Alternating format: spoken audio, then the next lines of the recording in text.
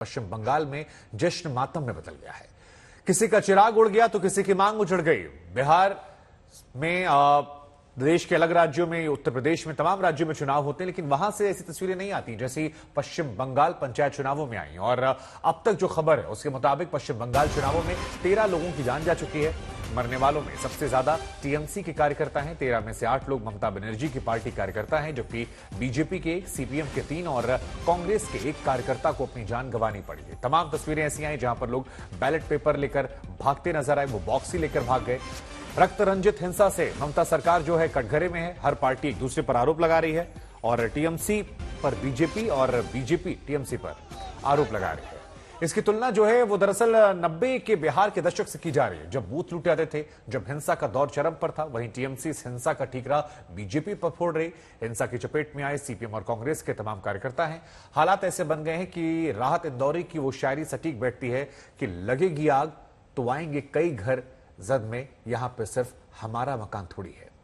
हिंसा की दरअसल कोई जाति नहीं होती, कोई धर्म नहीं होती, कोई पार्टी नहीं होती, और शायद यही बात हमारे सियासतदान नहीं समझ पा रहे। इसीलिए सवाल खड़ा होता है कि लोकतंत्र के पर्व के दिन आखिर इतनी हिंसा क्यों। सवाल गंभीर है जिसका जवाब हम तलाशने की कोशिश करेंगे, लेकिन उससे पहले ये हमारी रिपोर्ट देखिए।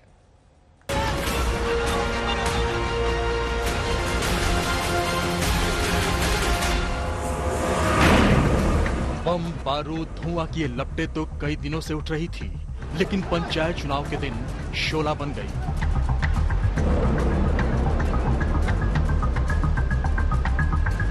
पश्चिम बंगाल पंचायत चुनाव में बंदूक तंत्र का बोलबाला रहा। दिन भर कहीं गोलीबारी तो कहीं बमबारी तो कहीं बूथ कैप्चरिंग की खबरें आती रहीं। मानो सिस्टम को किसी ने बंधक बना लिया हो। लेकिन सियासत की अपनी जुबान होती है, सो सियासत करने वालों ने अपने अपने हिसाब से हिंसा का व्याकरण समझाया, एक दूसरे के ऊपर जुबानी बंदूक तान दी। जो कुछ पश्चिम बंगाल की सरकार कर रही है वो लोकतंत्र को किस प्रकार से सत्ता का दुरुपयोग ही नहीं, सीधे हिंसा के द्वारा प्रभावित करना। क्योंकि पिछले चुनाव में एक बहुत बड़ा हिस्सा था जिन्होंने वोट, मतलब सिंगल नॉमिनेशन हो गया था, अनअपोज्ड। मगर उससे ज्यादा बड़ी बात यह है कि इसमें किसी को भी न लोकतंत्र की समस्या नजर आ रही है, न लोकतंत्र में हत्या नजर आ रही है।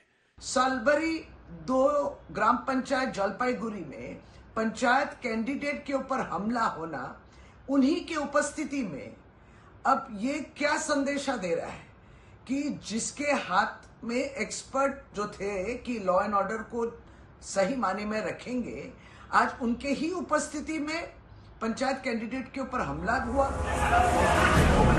बंगाल में बूथ से लेकर गलियों तक हिंसा की दिल दहला देने वाली तस्वीरें आई। आप इन चंद तस्वीरों को देखकर समझ सकते हैं कि आज वोटिंग के दौरान सियासी पार्टियों और उनके कार्यकर्ताओं ने लोकतंत्र का क्या हल किया। पश्चिम बंगाल के कूच बिहार में लोकतंत्र खून से लथपथ हो गया। मालदा में झोला भर भर कर बम लेकर घूम रहे थे लोकतंत्र के दुश्मन। उधर 24 परगना में पोलिंग बूथ पर वोटर नहीं, बमबाज और बंदूकबाज पहुंचे।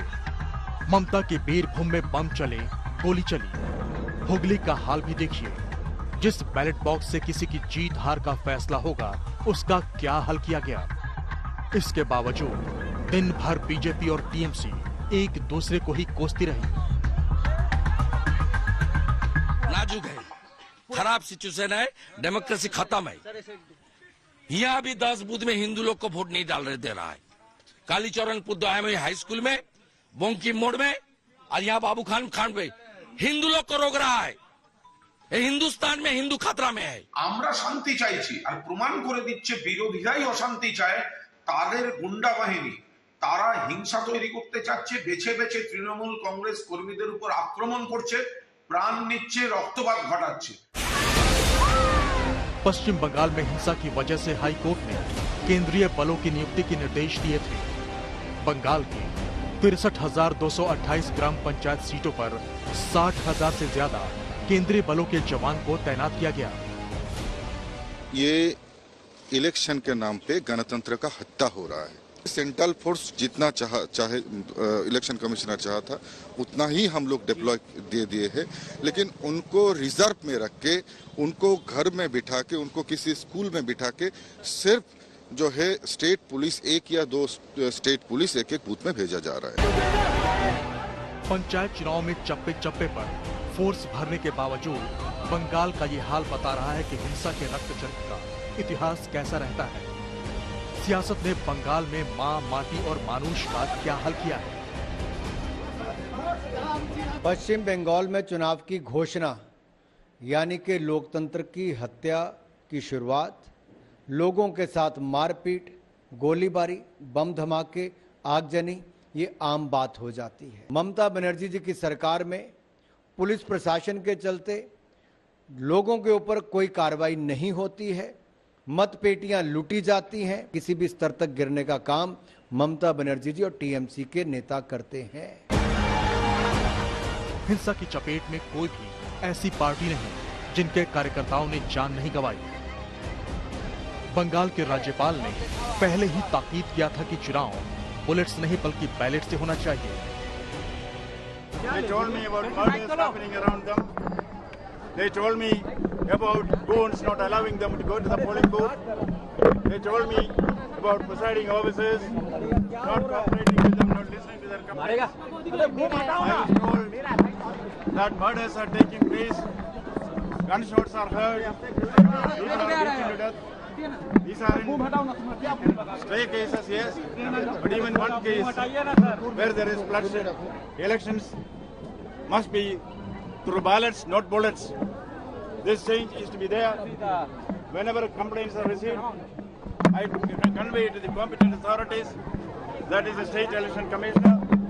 In all fairness, I can say, I get instant replies from him. पश्चिम बंगाल का गौरवमयी सांस्कृतिक इतिहास आज फिर तार तार हुआ है।